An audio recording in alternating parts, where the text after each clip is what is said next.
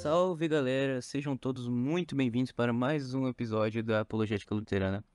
Nesse podcast a gente vai tratar de um tema que é muito interessante para mim.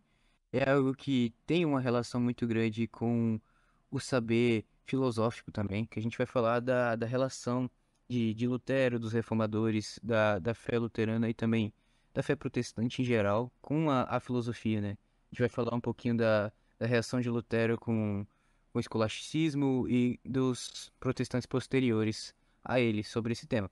E para isso a gente trouxe um convidado que é muito especial e que manja muito do assunto, né? É um prazer recebê-lo aqui hoje, que é o nosso amigo Daniel Macedo. Se apresente, Daniel, por favor. Pô, prazer estar aqui com vocês, mas é exagero de vocês falar que eu manjo muito do assunto, eu tô estudando isso faz poucos anos, né? Mas é o que me interessa bastante e fico feliz pelo convite e pela lembrança que vocês tiveram de mim para gravar esse episódio. E o nosso outro host aqui, o Juan, que é estudante de filosofia também e tá fazendo profissão de fé na IELB.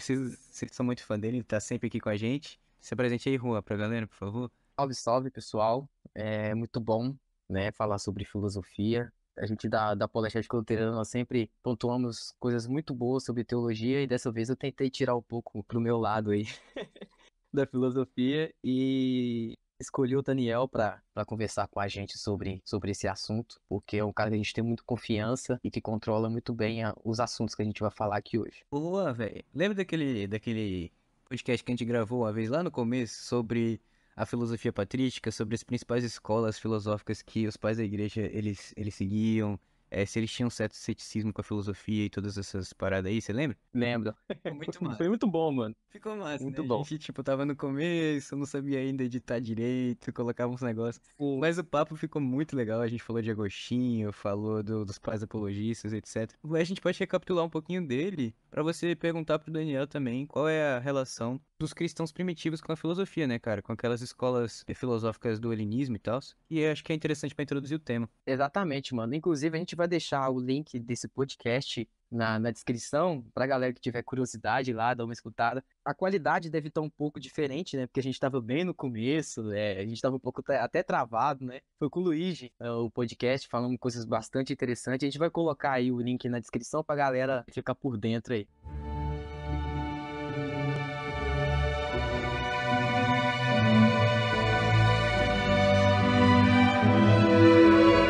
E sobre isso, mano, é interessante a gente começar com essa pergunta. A gente sabe que ao longo da história, a teologia ela bebeu muito de fontes filosóficas, né? Principalmente platônicas, aristotélicas também. E eu queria perguntar para o Daniel exatamente sobre isso. Como se deu a relação entre a teologia cristã do decorrer da história, principalmente ali nos primeiros séculos, e a filosofia? Como os pais da igreja ali, pegando um pouco ali da patrística, interagiram com as grandes escolas filosóficas?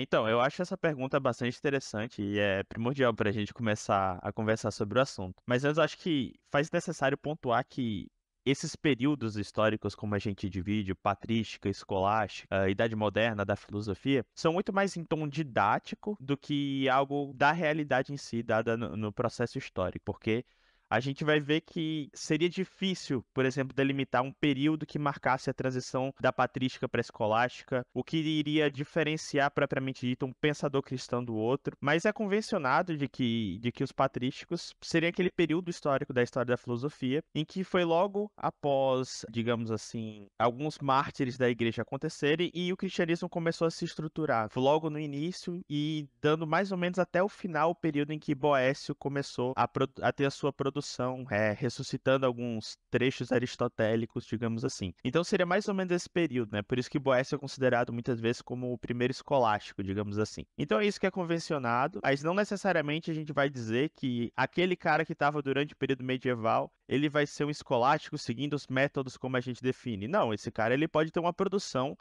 é, é, teológica similar de um patrístico. Ou, por exemplo, para ficar algo mais claro, é comum hoje em dia, principalmente na internet, algumas pessoas se identificarem como tomasianas ou como tomistas e beberem diretamente de fontes do século XVI e produzirem teologia desse modo, entendeu? Então, apesar dessa pessoa estar situada no século XXI, ela se assemelha muito mais a um período histórico, digamos assim, né? Então, é bom dar essa ideia de que a patrística é mais um período didático, falando desse modo, do que algo produzido de modo perfeito num processo histórico. Colocando isso em primeiro plano, o que é interessante também comentar é que, em poucos pontos, os patrísticos, eles vão coincidir. Digamos assim, um consenso dos patrísticos. É muito comum a gente ver alguns neófitos na internet falando, isso aqui é um consenso dos patrísticos. Sempre que alguém falar isso, tome muito cuidado, porque poucas coisas são consideradas consenso na teologia patrística. E o modo da relação entre fé e razão não era um consenso entre os patrísticos. Existiam patrísticos que olhavam para essa relação entre fé e razão com um certo desprezo, digamos assim. O Tertuliano mesmo, digamos assim, que ele, aquela frase que se atribui a ele, não que ele tenha dito propriamente por ele, mas que seria um resumo do seu pensamento, né? Que creio porque é um absurdo, né? Então você não está procurando utilizar da razão para justificar a sua fé. Você, de um lado, tinha esse, e do outro lado você tem Agostinho. Se eu não me engano, é no comentário de Isaías que Agostinho fala: creio para compreender e compreendo para crer. É uma própria frase que o Agostinho faz para mostrar que a fé e a razão elas podem andar de modo conciliar. Então isso vai variar ao longo do período patrístico. Você vão ter autores que vão defender que a fé e a razão vão ser opostas, né? Porque o próprio sacrifício de Cristo é um absurdo por si só. E você vai ter outros pensadores que vão tentar conciliar isso desse modo, né?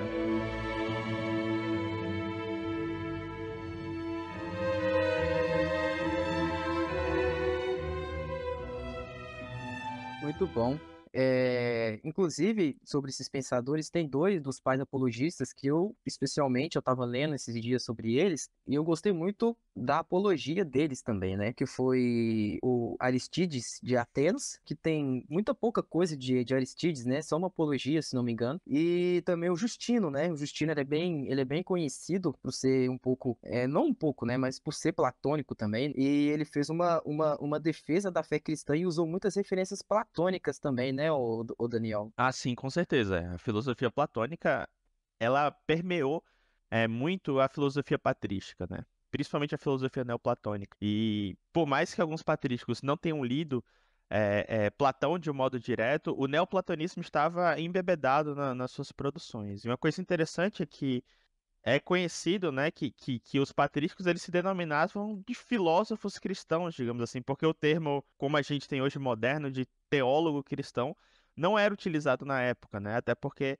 a palavra teologia mesmo tem origem pagã, digamos assim, tem origem grega.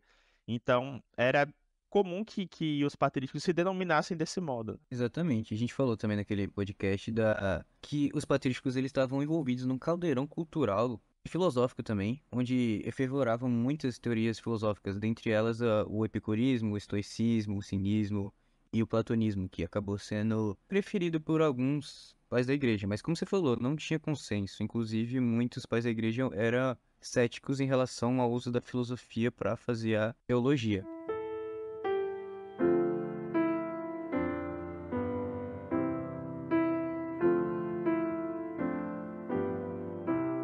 Agora, uma coisa que é importante a gente definir também, antes de partir para a próxima pergunta, é o que é a escolástica em si? O que é a escolástica diferente da patrística? O que é o método escolástico, Daniel? Essa pergunta também é extremamente interessante. Eu acho que sem ela não dá para dar continuidade pro podcast. Mas só complementando o que você falou, Matheus, se a gente for ver não só o período patrístico, mas a própria produção teológica que Paulo estava fazendo ao escrever suas cartas, ele, de certo modo, também estava combatendo algumas filosofias pagãs da época, como, por exemplo, a carta de Colossenses. A carta escrita aos Colossenses foi um combate direto a uma forma gnóstica de neoplatonismo que a igreja de Colossos estava passando, baseada principalmente numa deturpação, diga-se de passagem, do que Platão defendia a respeito do mundo das formas, digamos assim. Então a gente vê que desde o surgimento da igreja, as filosofias pagãs, quando elas não são associadas com a verdade propriamente dita, elas tendem a contribuir para um conhecimento daquilo que chamamos de gnose, né? Um conhecimento gnóstico. E gnóstico aqui não está atrelado ao sentido original da palavra, que é conhecimento, mas sim de um conhecimento oculto ou de um conhecimento pervertido, digamos assim. Então, desde o início da igreja, até mesmo na igreja primitiva, nós combatemos essas gnoses, né? O arianismo, por exemplo, que foi uma controvérsia patrística que nós passamos, advém de um modo de interpretar algumas categorias aristotélicas, por exemplo. Santo Agostinho vai combater isso muito bem no livro 5 do De Trinitate, por exemplo, quando Agostinho faz algumas considerações a respeito da categoria de relação, por exemplo. O Agostinho ele não fala com essas próprias palavras ditas desse modo, mas isso fica muito evidente, né? E é o que os pesquisadores atuais falam bastante. Então isso percorre a igreja e você querer desassociar a filosofia da teologia acontece somente desse modo, de que você pensar que a teologia ela é de um âmbito e a filosofia de outro, que é a filosofia pagã, mas o fato é que, ao longo da história, filosofias pagãs, de modo gnóstico, tentam adentrar dentro da igreja. Só fazendo essa pequena consideração que eu acho que tem muito a ver com o que o Matheus comentou. Agora, quanto à escolástica, o que é bom de ser definido aqui é que a escolástica não é um período, como muitos pensam, de um conglomerado de pensadores que pensavam de modo similar, devido a um sistema metafísico, devido a uma epistemologia. Tanto que a gente tem pessoas consideradas escolásticas com pensamentos opostos, como, por exemplo, Duns Scotus e Tomás de Aquino, e ambos eram considerados escolásticos, porque o que, na verdade, é definido como escolástica é o método a ser utilizado. É o método de se produzir conhecimento que vai delimitar o que seria esse período escolástico, digamos assim.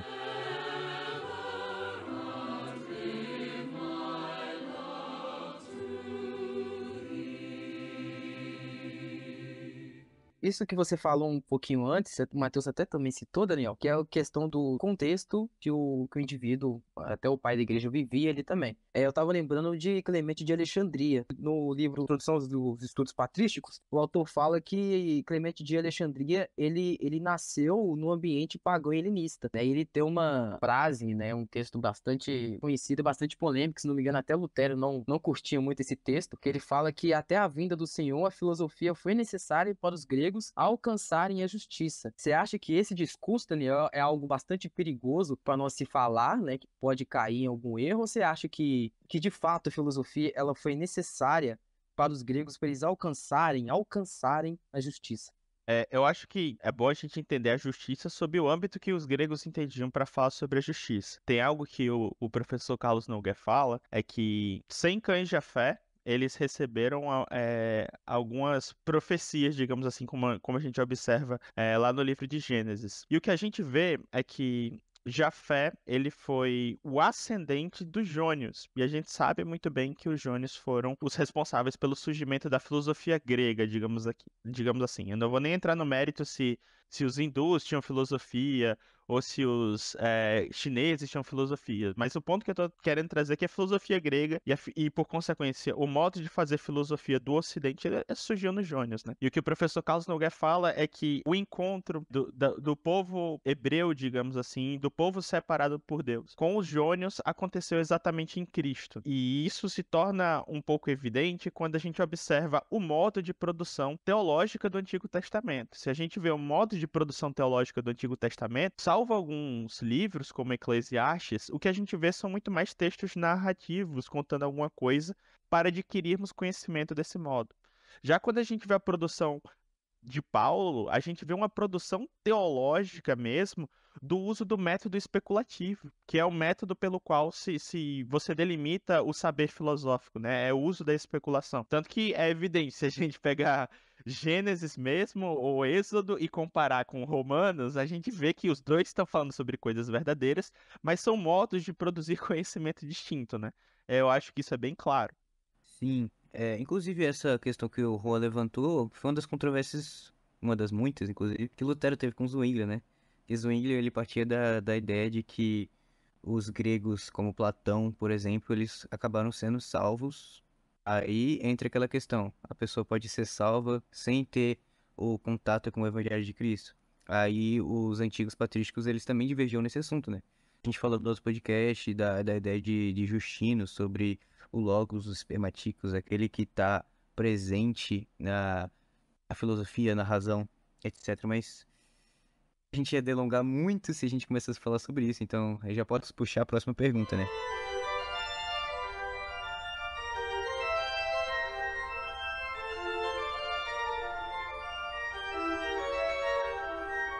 A gente falou um pouco sobre as correntes filosóficas no período patrístico.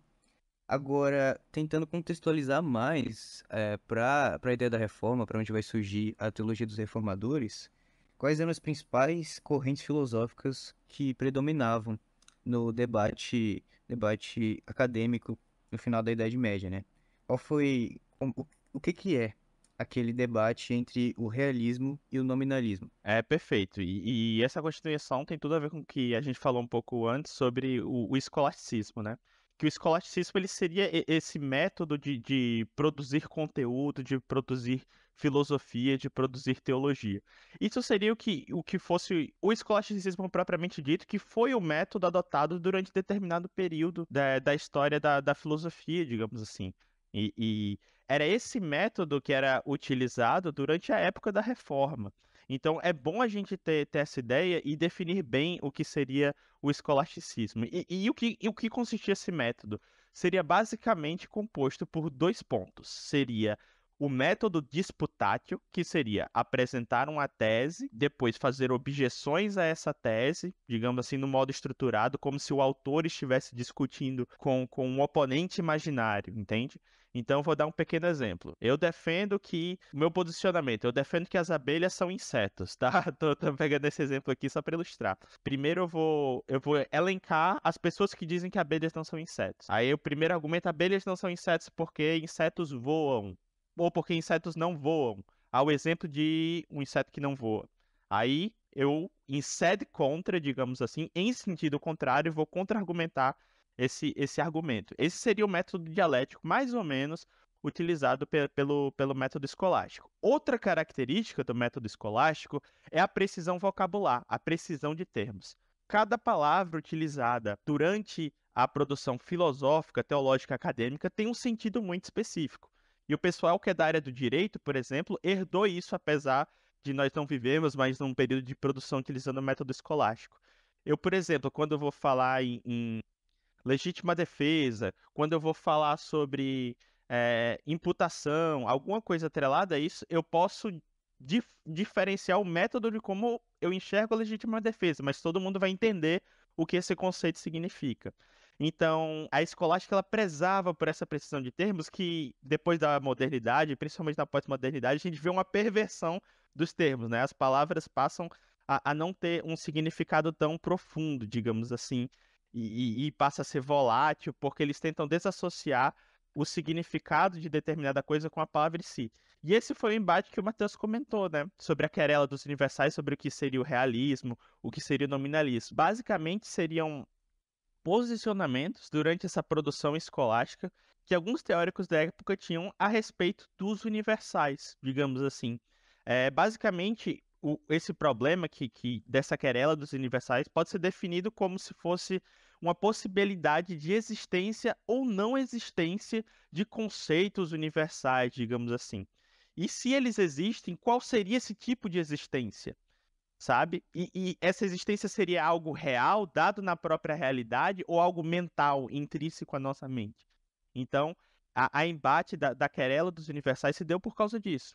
Os nominalistas, eles pensavam que isso era dado somente na mente, por exemplo. Os realistas acreditavam que isso estava presente no ente que estava sendo analisado em si. Todo esse debate aconteceu principalmente porque Boécio, que, como eu comentei lá no início do podcast, considerado o primeiro escolástico, ele foi responsável pela tradução do De Interpretatione, do Aristóteles. E a partir disso começaram a se levantar diversos debates a respeito sobre esses conceitos universais, entendeu? E isso vai ter consequências drásticas para a teologia, entende? Porque, querendo ou não, sendo aqui bastante exagerado, o nominalismo ele pode dar alguma brecha para um certo tipo de relativismo, pelo menos no relativismo para as palavras, digamos assim. Então, existia esse debate estava acontecendo na época, mas o ponto principal é entender que o debate da época da Reforma, ele seguia esse método escolástico, ele prezava pelos termos a serem utilizados, né? Essa é a principal característica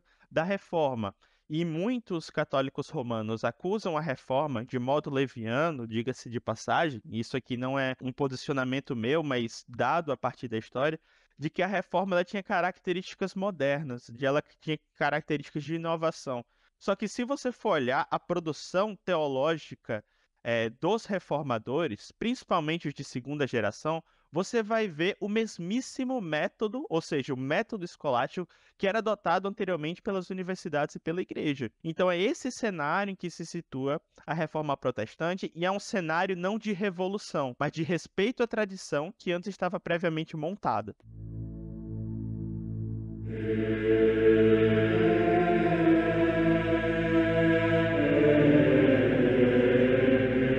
Exatamente. Eu acho interessante essa questão da disputa entre o nominalismo e o realismo.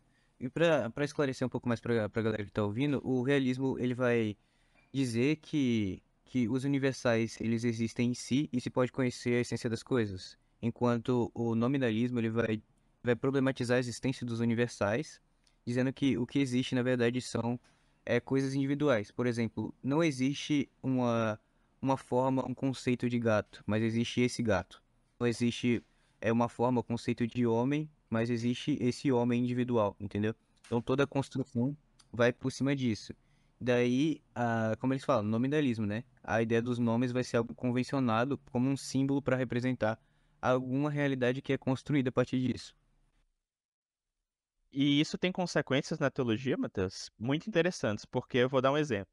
Se a gente não adota a posição nominalista e adota uma posição realista, a gente entende que o Gênesis, e aqui eu me refiro ao modo como Adão nomeava os animais que lá estavam, muda completamente. Daí a importância demasiada desse debate nesse quesito que eu tô falando, por exemplo. Por quê? Porque na Bíblia é falado que Adão passou a nomear os animais quando via. Ora, se for somente de modo nominalista, então eram nomes aleatórios. Mas se Adão estava nomeando os animais de acordo com o modo realista de você observar a realidade, Adão estava vendo a essência de cada animal, no sentido filosófico. Então, quando ele nomeava um animal, ele estava dando nome indicando que ele sabia a essência daquela coisa. E hoje, para nós, fazer isso é quase que impossível. Você olhar para alguma coisa e descobrir a essência dela. Vou dar um pequeno exemplo. A essência do homem, o que difere o homem dos demais animais, digamos assim, é ser um ente racional. Porque a essência é aquilo que permanece ao longo de determinado movimento metafísico, físico, seja o que for, e ele diferencia o homem dos demais. E até existe uma controvérsia na filosofia, por exemplo, que alguns falavam que a essência do homem é ser bípede, digamos assim, e não ter penas. Aí é só tirar as penas de uma galinha e temos um homem. Só que isso é falso, justamente porque a essência do homem ela é eterna e ela é imutável, e nada deve se parecer com o homem. Por isso que chegamos à conclusão de que a essência do homem é ser um animal racional. Enfim, pois bem. E quando Adão nomeava os animais, caso a posição realista seja verdadeira, Adão via a essência das coisas. Isso para nós é impossível atualmente. Então a conclusão que se chega é que houve uma queda do intelecto junto com a queda do homem, sabe? O nominalismo não, ele já vai para outra visão, sabe? Então já fica tão evidente o quanto esse debate é importante somente nesse recorte, por exemplo. E isso me lembra muito a dialética platônica, né, cara? Porque a gente pensa em Platão ele falando da essência última das coisas no mundo inteligível, no mundo das formas ideais, no mundo das ideias. E que esse mundo seria acessível por meio da dialética ascendente, que a pessoa, pela reminiscência, ia conhecer a forma das coisas, da justiça e da forma última, a essência das coisas em si. Então, o realismo ele tem essas origens platônicas também. E o que é engraçado porque a gente vai falar depois na próxima pergunta que Lutero era bastante platônico, mas mesmo assim muita gente acusava Lutero de ser nominalista, né? Se a gente vê católico romano fazendo essa objeção sempre, principalmente no que se refere à justificação a partir de Lutero. E eu tenho algumas coisas a acrescentar sobre isso, que é interessante, porque eles partem da ideia para acusar Lutero de nominalismo, porque como o Michael Wheeler fala no livro dele, é que o nominalismo ele dominou as universidades no final da Idade Média, era algo bastante comum. E o professor de Lutero eram ocamistas, né? Guilherme de Ockham foi um dos principais nomes do nominalismo. Aí eles vão deduzir daí que Lutero ele vai tirar a sua doutrina da justificação do nominalismo, dizendo que a justiça não ia expressar uma realidade interna verdadeira, mas ia depender somente de uma declaração e vontade de Deus. E como se responde isso a princípio? Melancton ele responde isso usando o método escolástico. Isso é curioso, ele usa a disputate. Tem um texto de Melancton com a disputate provando a justificação pela fé. Como Lutero lida com isso, né? Lutero ele fala que a justiça do homem, ela não é pautada somente numa convenção de termos ou numa decisão arbitrária de Deus, como se fosse uma ficção jurídica. Lutero ele vai falar que a justificação do homem, ela é pautada nos méritos de Cristo, em algo objetivo, numa causa material, que é a satisfação vicária de Jesus Cristo que nos é imputada pela fé. Ou seja, para Lutero, existe algo real que fundamenta a nossa justiça, e essa justiça é recebida tão somente pela fé. Como o Robert Cober fala, essa justiça ela é apropriada pelo crente, de modo que essa justiça agora é do crente, e o crente pode praticar a justiça.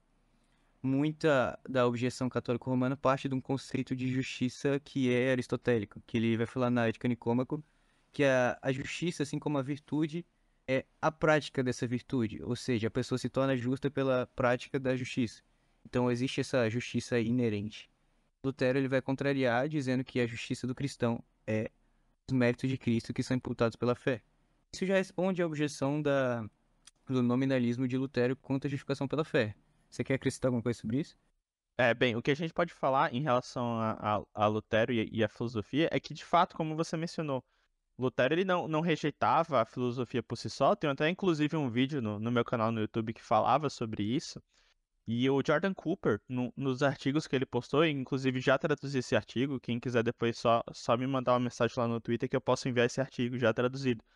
Mas fica evidente que Lutero ele não rejeitava a filosofia porque ele tinha uma posição platônica, digamos assim, em alguns aspectos, e as críticas que ele fazia à filosofia escolástica, digamos assim, que alguns católicos romanos falam sobre as 97 teses de Lutero contra a escolástica. Então, consequentemente, Lutero odiava a filosofia. Não é verdade.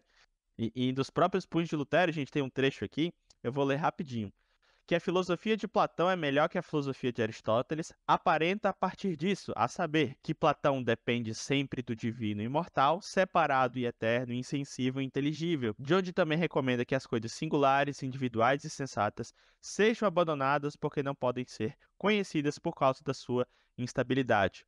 Isso é do punho do Lutero, sabe? E isso tá claramente na filosofia e na produção teológica luterana. Então, você associar, inclusive, que a reforma protestante, porque Lutero era nominalista, que já é uma mentira, como a gente viu, e dizer que os luteranos subsequentes também seriam nominalistas, seria algo falso, digamos assim. Porque, de certo modo, no início de sua trajetória, Lutero ele passou a rejeitar Aristóteles, e isso é verdadeiro. O Lutero ele não gostava do Aristóteles, e, inclusive, o professor Matthew Barrett, ele disse que essa rejeição de Lutero por Aristóteles se deu por algumas deturpações que Gabriel Biel fez do próprio Aristóteles para Lutero. Então já começa por aí. Será que Lutero tinha contato direto com Aristóteles mesmo? Mas enfim, houve um período da Universidade de Wittenberg que Lutero decidiu retirar obras aristotélicas e o Aristóteles na época era demasiadamente utilizado pela igreja de sua grade curricular porque ele acreditava que a filosofia aristotélica poderia conduzir ao paganismo, digamos assim. Só que, assim, o Lutero ele colocou De Officiis do Cícero na grade curricular de Wittenberg. Ora, se o Lutero colocou De Officiis de Cícero, já demonstra que ele já não rejeitava a filosofia. Ele está colocando De Officiis de Cícero no lugar da Ética Nicômaco, então ele não tem um desprezo total pela filosofia, ele só tinha um problema particular com Aristóteles. E depois de um tempo, Melanchthon, ao conversar mais com Lutero, ele foi mudando a visão de Lutero a respeito do Aristóteles. E o que a gente tem que ter em mente é que nós nunca vamos ter a mesma mentalidade ao longo do tempo. Vocês certamente são luteranos, mas antes de ser luteranos, vocês eram outra coisa. Seja porque vocês não tinham encontrado a Cristo, ou seja porque vocês participavam de outra tradição. Então, se a gente mesmo passa por esse processo, por que o Lutero não pode passar por esse processo? Então, foi basicamente isso que aconteceu com Lutero. Em 1518, Lutero ele odiava basicamente Aristóteles, mas já em 1543 nós temos trechos de Lutero elogiando Aristóteles, e principalmente o conceito de epieikeia aristotélico, Lutero utiliza na sua produção teológica a respeito de alguns temas sobre a justificação, porque o epieikeia vem da filosofia do direito aristotélica. Então, se Lutero passou a utilizar os termos e ele apoiava Melanchthon no modo como Melanchthon produzia teologia, e Melanchthon produzia de modo escolástico, por que afirmar que a reforma luterana, e aqui eu abranjo até para a reforma protestante de um modo abarcando os reformados, porque eles são considerados modernos, entendeu? E se a tradição filosófica continua a ser respeitada e se o modo de produzir teologia também continua. Muito interessante isso, porque infelizmente dentro do meio, vamos especificar aqui do meio luterano, assim, tem muito preconceito também em questão da filosofia aristotélica também, né, o Daniel? A gente vê muito isso, né? Tem sim, com certeza. Só que tem alguns pontos que são interessantes comentar, né? É óbvio que um pagão, ele não vai ter a precisão de um cristão falando sobre determinado assunto, né? E nós falarmos sobre um pagão como Aristóteles e Platão, não é porque a gente concorda com tudo que eles falavam, e sim que eles falaram coisas benéficas sobre determinados assuntos e que nós podemos consumir e construir parte da nossa teologia com base em algo visto através da teologia natural que eles descobriram, né? Isso é evidente, principalmente para os luteranos, porque na Fórmula da Concórdia tem um artigo específico que fala sobre a metafísica aristotélica. Ora, se está na Fórmula da Concórdia um artigo utilizando termos da metafísica aristotélica, e isso significa que a tradição luterana abarcou, além da produção de teólogos escolásticos luteranos, como o próprio Melanchthon. Isso aconteceu ao longo da tradição luterana. E só a título de curiosidade, esse artigo da Fórmula da Concórdia fala sobre se o pecado, se a marca que nós temos no pecado era uma propriedade acidental ou substancial da humanidade. Ó, esses termos já são aristotélicos. Então, a discussão já é embebedada em termos aristotélicos, mas só para resumir para os leigos que não entendem o que seria acidental ou substancial. Substancial seria a característica de um determinado ente que faz ele ser aquilo que é. Como comentamos mais cedo, o homem é um ente racional. Se o homem perder um braço, ele vai deixar de ser homem? Não, ele vai continuar sendo homem, porque ele ainda tem a sua racionalidade e essa é a substância do homem. O braço, o modo que ele anda, todas essas coisas são acidentes. Os acidentes, eles precisam da substância para poderem existir. Não existe um acidente que tenha vida, entre aspas, muitas aspas nessa palavra vida,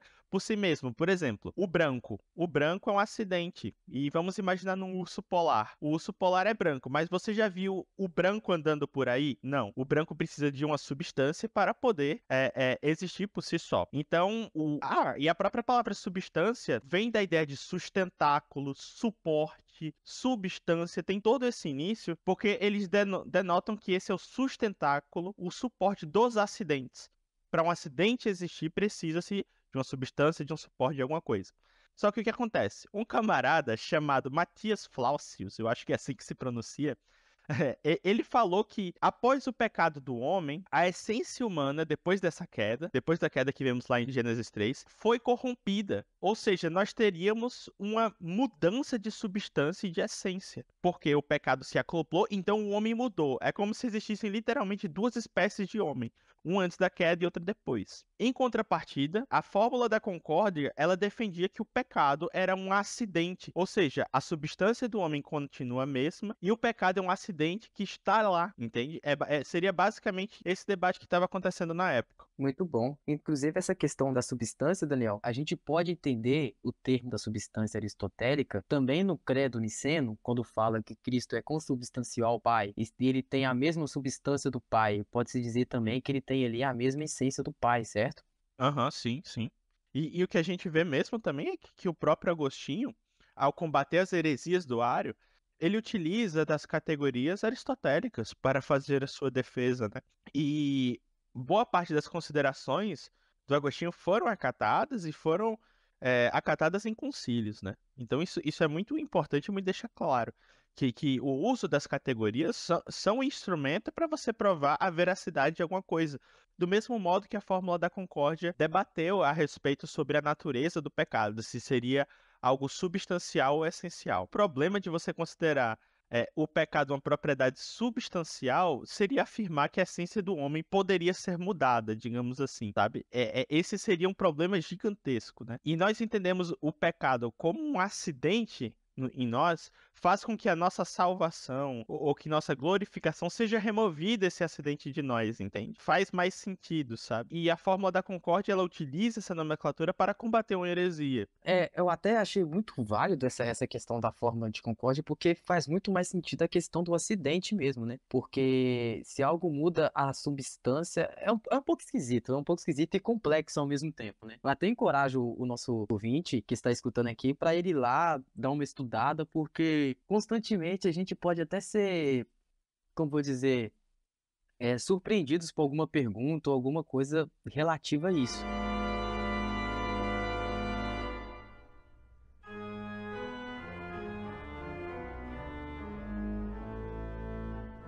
E na próxima pergunta que a gente quer fazer, Daniel, você falou também sobre a importância também dos gregos. Para o nosso pensamento cristão, mesmo eles sendo pagãos, eles têm uma certa importância, principalmente Platão, né? Vamos dizer, eu estava falando com o Matheus mais cedo, sobre a teoria das ideias de Platão e também do mundo sensível e do mundo inteligível, né?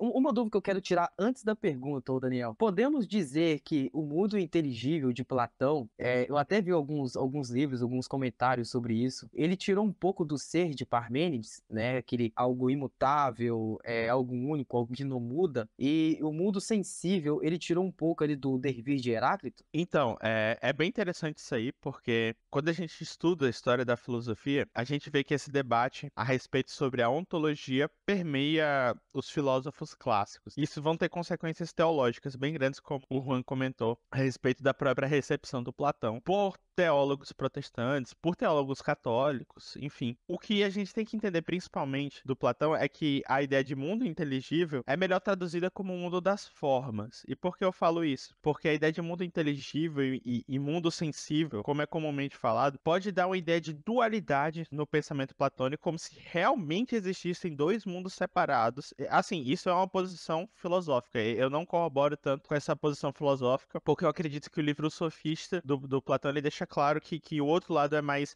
verdadeiro, né? Por isso que eu prefiro usar a expressão mundo das formas. Mas voltando, o Heráclito e o Parmênides, eles observaram duas coisas muito importantes. E as duas coisas são verdadeiras. O problema todo era esse. O Parmênides observou que o ser é e que o não ser não é. E o Heráclito também observou que as coisas estão imersas no devir, na mudança, né? Eu vou dar um exemplo. Para nós, a verdade é Cristo e isso não está disposto a ser negociado, certo? Mas se a gente entra num rio, se a gente mergulha nesse rio, o nosso corpo ao sair fica diferente e o rio também fica diferente, porque ele absorveu um pouco das nossas substâncias, teve troca de calor e ocorreu algo diferente, né? Como o Heráclito defende em sua tese.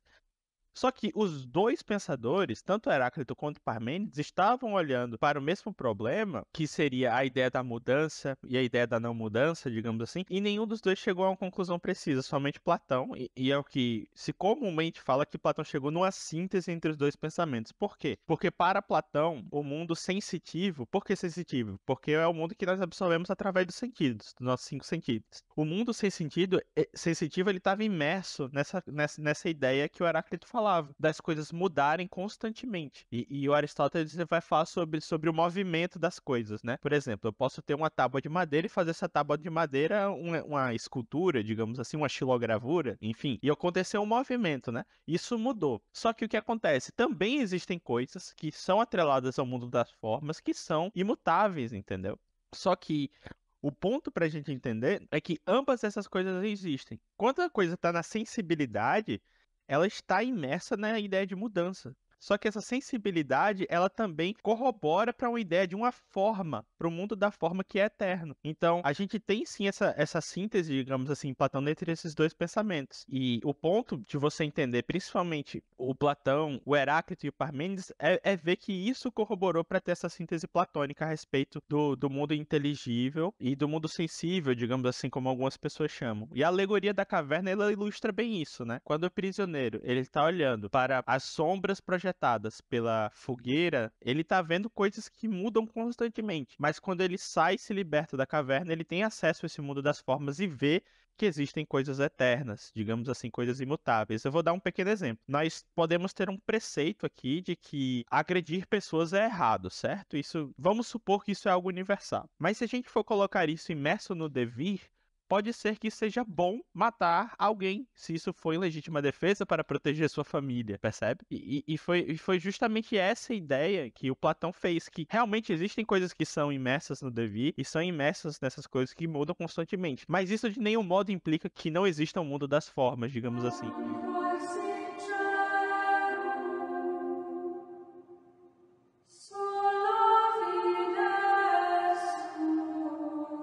Muito bacana, cara. Isso foi uma aula, sério, de verdade. Agora, partindo pra quarta pergunta, que é a questão de. A gente falou um pouco sobre Lutero, sobre a relação de Lutero com os escolásticos, com a filosofia. Agora, partindo um pouquinho, expandindo um pouco os horizontes, né? É sobre Melanchthon, sobre os reformadores de segunda geração, sobre Calvino, sobre a escolástica reformada, sobre a ortodoxia luterana, como é que eles lidaram com a filosofia escolástica. A gente tem um exemplo disso, como você falou. Na forma de Concórdia, eles usam a distinção aristotélica nas confissões para falar sobre o pecado, que é da substância e o acidente no ato do pecado. Isso é muito interessante, e é Martin Chemnitz que escreve isso, que ele vai inaugurar o período da ortodoxia luterana. A ortodoxia luterana, ela foi um movimento teológico que aconteceu dentro da igreja evangélica, que ela vai trazer a explicação teológica bastante detalhada sobre as coisas. Você vai ter a época dos grandes tratados. Infelizmente tem muita pouca coisa traduzida, quase nada, mas é um período muito interessante de se estudar. Eu recomendo muito. Inclusive, o principal livro que eu vou usar como exemplo da escolástica luterana é o Losse de Johann Gerd sobre a justificação, que ele divide todo o livro nas categorias aristotélicas, em que ele vai provar a teoria da justificação somente pela fé, com base no método escolástico e nas categorias aristotélicas. Isso eu acho sensacional. Então, eu faço a pergunta, né? Como é que foi que os reformadores da segunda geração, da terceira geração, eles receberam a escolástica e a filosofia? Então, tem um artigo muito bom do Dofteveld. Eu não sei se pronuncia assim porque ele é alemão, mas eu li ele anos atrás. E ele mostra como foi essa recepção dos teólogos, tanto de primeira quanto de segunda e terceira geração, em relação ao escolasticismo. O nome do artigo é Reformed Theology and Scholasticism. Tá em inglês o artigo. Eu tava traduzindo, mas acabei pela metade porque eu achei que só eu ia ler. Aí eu não traduzi mais o resto. Mas o que é que ele diz no artigo? Que os teólogos de primeira geração, como o Martinho Lutero, ele estava interessado não em produzir um sistema metódico de instrução ou qualquer coisa do tipo. É aquilo que o Sertilhanges fala no livro A Vida Intelectual. Você tem que entender determinado autor, seja filosófico, seja um teólogo, dentro de seu tempo. O que Lutero estava propondo fazer ali, nas palavras do próprio Dofteveld, era redescobrir verdades bíblicas. E isso dá um trabalhão. Isso dá um trabalho gigantesco. E os primeiros reformadores, eles tinham a função de pegar uma rua toda esburacada e asfaltar essa rua. Seria basicamente isso que o Dofteveld fala. Essa seria a função dos primeiros reformadores, para que os segundos reformadores, os reformadores de segunda e terceira geração, pudessem correr com carros tunados nessas ruas. E o que seria esse carro tunado? Seria o método escolástico, porque o método escolástico ele proporciona essa produção mais precisa e mais apologética, digamos assim. Então, seria esses dois panoramas, né? E por que o método escolástico também seria utilizado? Seria para trazer uma necessidade de capacitar ministros da palavra, capacitar pastores, capacitar teólogos benquistos, né? Seria basicamente isso, e também para a elaboração de confissões de fé. Então, nós teríamos que fazer muita coisa, teríamos que... Porque, pensa comigo, é falado, se eu não me engano, no livro de Teologia da Reforma, que o Matthew Barrett é o organizador, agora eu não lembro o capítulo, mas é falado lá que muitos dos padres que começaram a aderir à reforma, eles não tinham capacidade de dar um sermão, eles não tinham toda a didática de um sermão, eles não conseguiam fazer alguma coisa, então os próprios reformadores de primeira geração tinham que escrever sermões pesados para eles lerem lá na frente, então você tinha que capacitar essa galera. Além disso, você estava criando a nova igreja. O que é que a igreja fez ao longo do tempo? A igreja, ao longo do tempo, fez confissões de fé. Isso só mostra mais uma vez que a reforma protestante ela dá continuidade à tradição da igreja. Porque a gente vai fazer confissão de fé também.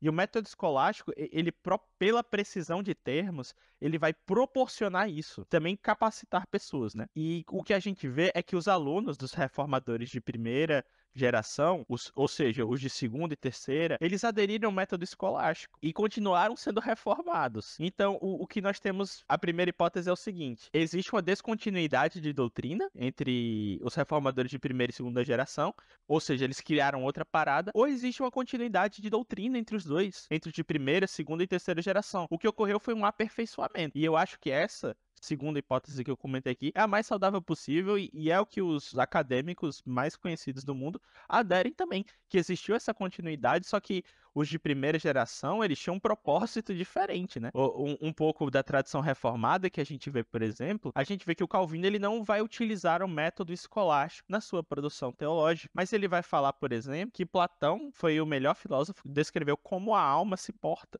E os reformadores seguintes do meio reformado, como Francis Turretin, ele vai utilizar o método escolástico. E as confissões reformadas, elas vão usar termos escolásticos, assim como a Fórmula da Concórdia também usou. Então isso é um dado da realidade, de que as confissões, a Fórmula da Concórdia e tudo aquilo que a igreja protestante, luterana, reformada, anglicana produziu durante o período, ela não fere de nenhum modo que os primeiros reformadores defendiam. É apenas um aperfeiçoamento. Pô, seria demais querer exigir do Lutero que ele escrevesse o método escolástico, fundasse outra igreja, escrevesse tratados e tratados, ordenar pastor, ensinar o cara a dar sermão. Pô, é uma vida muito curta pra você exigir tudo do cara. E eu acho que essa é uma característica muito importante, que eu acho que é herança do método escolástico, de você se apegar ao que está sendo dito.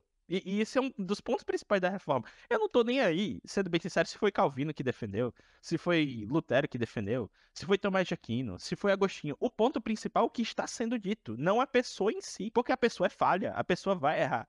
E é algo muito comum que a galera fala, Lutero ele matou fulano, Calvino matou cicrano. Óbvio que caso seja verdade, que eu duvido de alguns aspectos, mas isso não muda o que está sendo dito, porque o que está sendo dito é um conceito, não a conduta, né? E aqui eu não estou querendo negar que a conduta não é importante, já deixo claro, é importante sim, mas isso não fere de nenhum modo o que foi falado em âmbito teológico. E o método escolástico ele proporciona isso. Por isso que casa tão bem com os ideais da reforma, porque o método escolástico busca a verdade e a reforma protestante também buscava. Exatamente. E é até bom você citar isso, pra gente até falar aqui.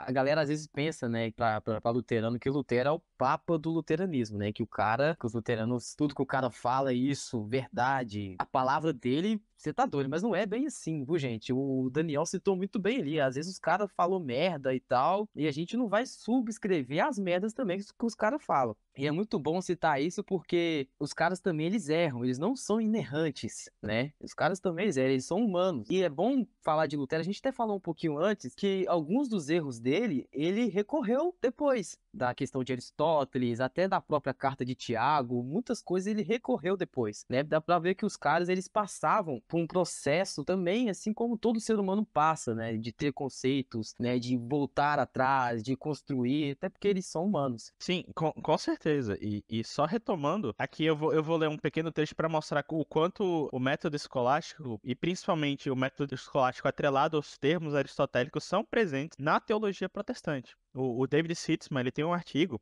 que o nome é A Ética Nicômaco de Aristóteles e o Protestantismo. Acho que se você jogar no Google, você vai achar já traduzido, tá certo? Que eu traduzi. Mas lá nesse artigo, o Sitzman diz que os sistemas éticos protestantes do século XVI até o século XVII, Aristóteles era a principal autoridade em produção mesmo dos sistemas éticos e teológicos, né? Os livros do Clemens Timpler, por exemplo, Aristóteles é citado mais de 200 vezes, por exemplo, Sêneca mais de 40, Platão mais de 20.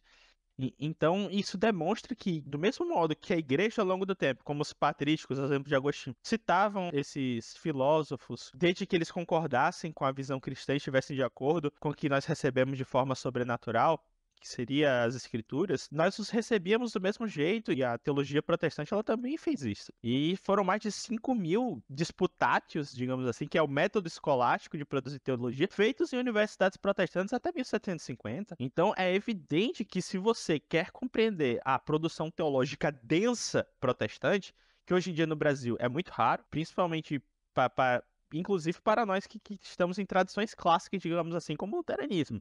Se a gente for falar com um luterano médio, tristemente, por nós não termos traduzidos em nossas línguas, dificilmente eles vão ter acesso a essas disputas éticas que aconteceram.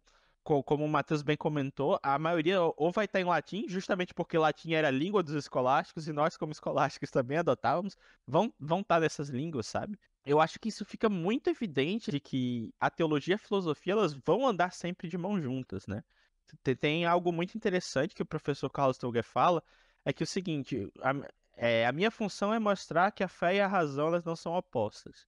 Eu quero utilizar da razão para mostrar os preceitos da fé, mas se isso não for possível, como é o caso da Trindade, eu quero mostrar que a fé e a razão não vão ir em sentidos opostos.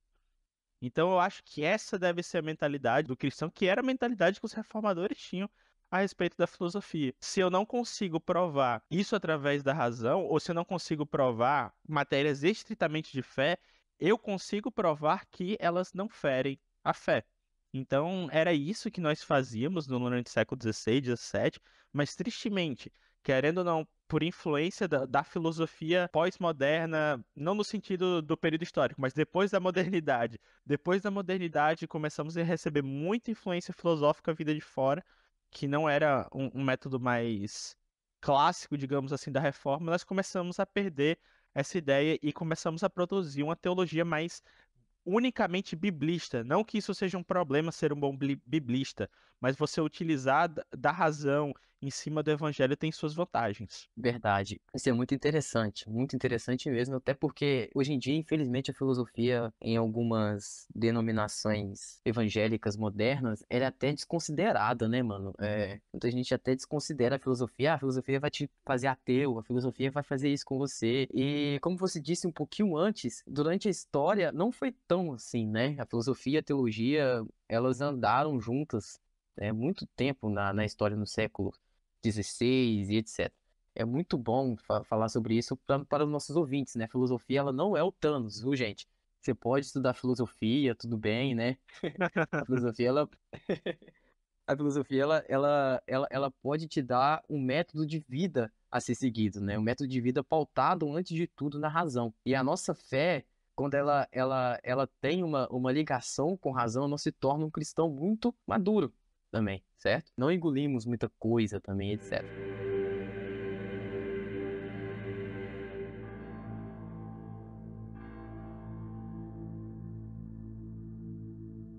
Terminando, cara, pra gente fazer a última pergunta pra gente terminar, vai ser mais como uma consideração. Queria que você falasse a importância da filosofia para nós cristãos modernos. E isso é muito importante, até porque o ponto da filosofia é você ter um amor pela sabedoria, como o próprio nome diz, mas esse sabor, digamos assim, sabor não, perdão, esse almejo pela filosofia, essa busca pela filosofia, ela tem que ser feita a partir de uma propriedade que nós temos, que é o que o Platão falou sobre o taumatzen, que você seria se espantar com a realidade, seria uma mistura de se sentir bizarro, espanto, felicidade, seria mais ou menos essa ideia do taumatzen. Com algo novo que você aprende ou com algo que você antes via e passou a ver com os outros olhos, digamos assim, seria essa ideia de taumatzen. Isso é muito parecido com o que acontece quando nós passamos pelo processo de conversão.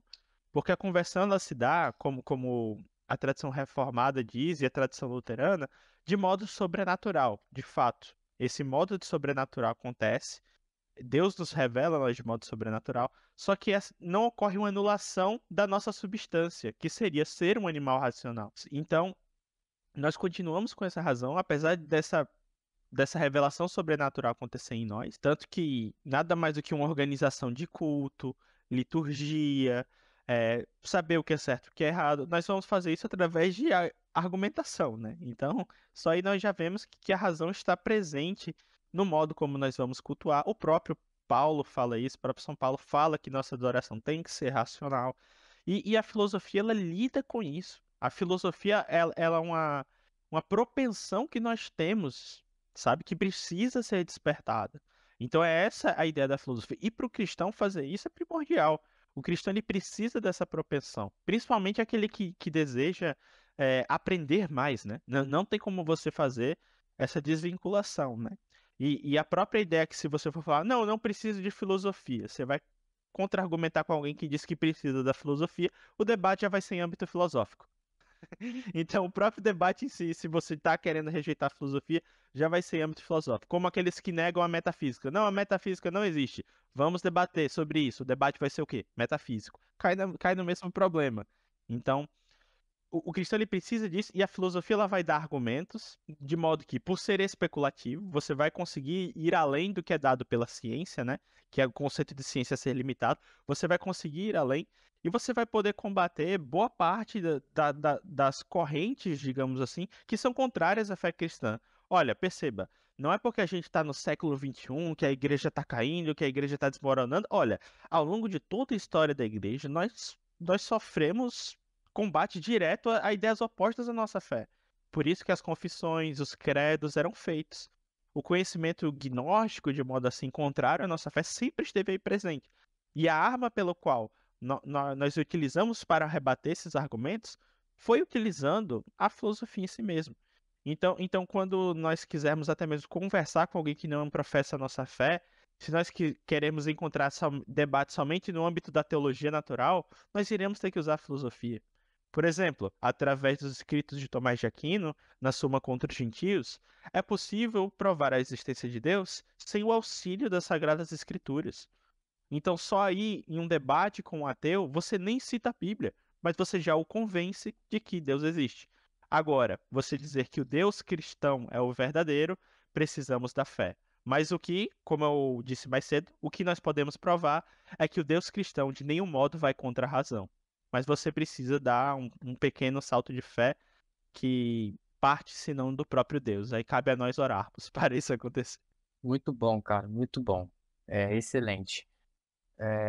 Pessoal, prestem atenção nesse podcast, né? Usufruem muito bem o seu ouvinte, tá? É um conteúdo muito bom. Desde já eu quero agradecer ao Daniel. Muito obrigado, Daniel, por aceitar o nosso convite. A gente ficou muito satisfeitos com o podcast, né? E a gente, pessoal, nós vamos colocar aqui o link os links dos trabalhos do Daniel, né? O seu canal no YouTube, os artigos, etc., para vocês darem uma olhada lá, beleza? E ficar por dentro também do trabalho dele, que é muito bom sobre filosofia. Algumas considerações, Matheus, para a gente encerrar? Também agradecer ao Daniel pela participação. O podcast foi muito educativo, eu aprendi muita coisa, foi riquíssimo. E pedir para vocês se inscreverem no nosso canal, curtir, compartilhar e também se inscrever no canal do Daniel, né? Ele tem um canal, a gente vai colocar o link também na descrição.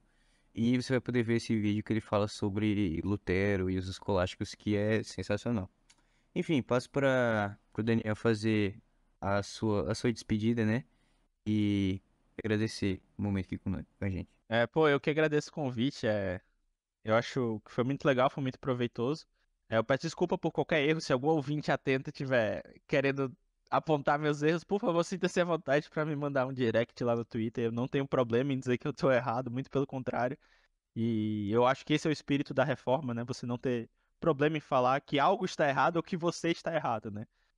Eu tenho uma inteligência bem humilhada já, então, por favor, sinta-se à vontade para colocar qualquer erro que eu comentei aqui ou alguma coisa que eu esqueci.